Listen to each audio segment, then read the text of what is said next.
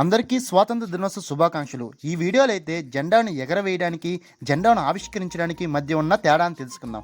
జెండాను ఎగరవేయడం అంటే ముందుగా మన జెండాను పూలతో చుట్టి జెండా కొయ్య యొక్క దిగువ భాగాన కట్టి, ఆ తర్వాత జెండా ఎగరవేసే వ్యక్తి జెండాను జెండా కొయ్య యొక్క పై భాగానికి లాగి జెండాను ఎగరవేయడం అనమాట.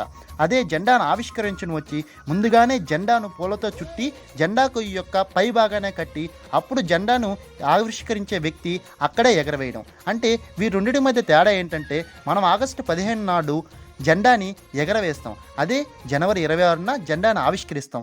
ఆగస్టు 15 నాడు జెండాని ఎగరవేయడానికి కారణం ఏంటంటే మనం బానిస బతుకుల నుంచి స్వాతంత్రం పొందామని చెప్పడం అన్నమాట.